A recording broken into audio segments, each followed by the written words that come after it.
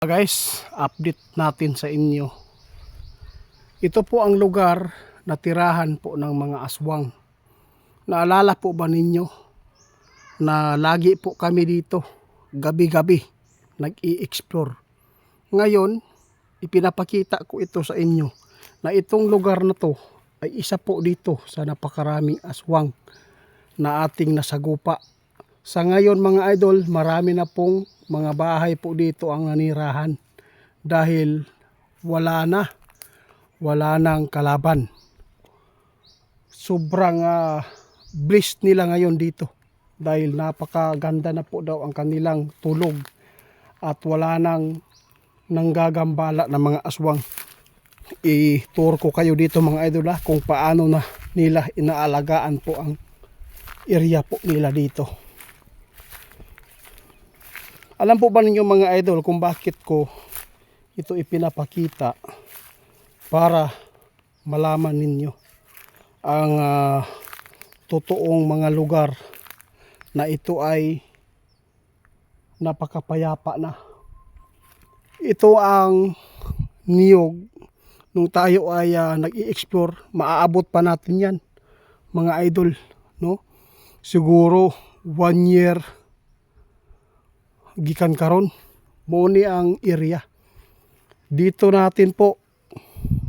Itong puno na to ng palakata tinumba na dahil po sa aswang.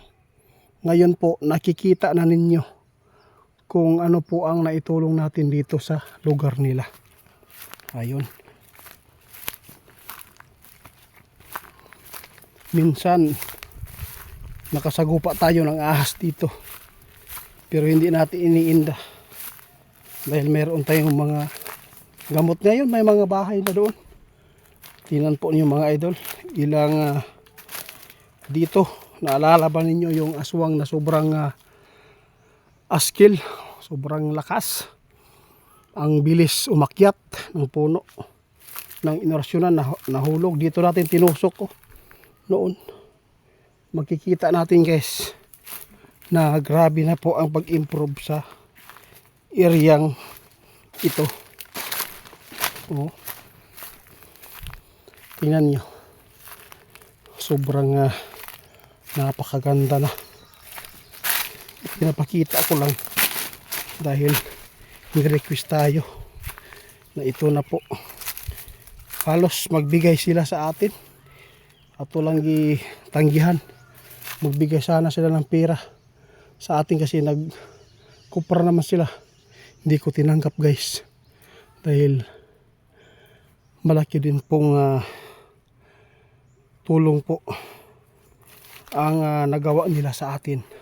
Alam niyo ba kung bakit mga idol? Binibigyan din po nila tayo ng mga paghalo ng langis. Ito guys, tingnan nyo.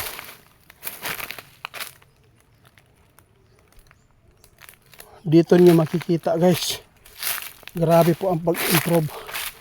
Ito po yung mga damuhan.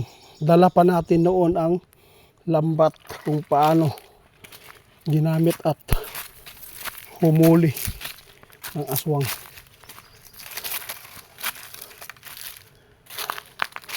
Grabe mga idol. Napakaganda ang area. Hindi lang siguro nyo maalala masyado dahil ang mga palkata dito pinutol na, pinarbis na. Ito po ang mga palkata yun. Ayun pa ang mga puno yan na pinutol. Ito wala na daw naggambala dito, kaya shout out po sa mga nakapanood noon. Salamat sa inyong pag-watching.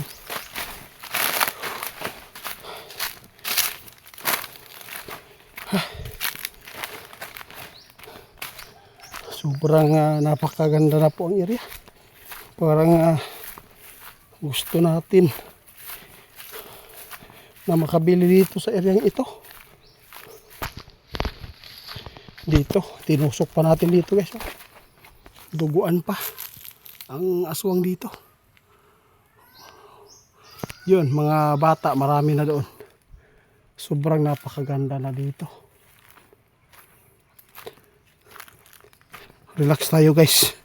At least na ipakita ko sa inyo ang lugar na kung saan palagi tayo nag-i-explore at may natulungan. Shout out pala sa mga nakapanood nun. Ito po yung durian ng diri mga idol. Dito pa nga naabutan natin umakyat sa taas ng palakata yung aswang. Grabe.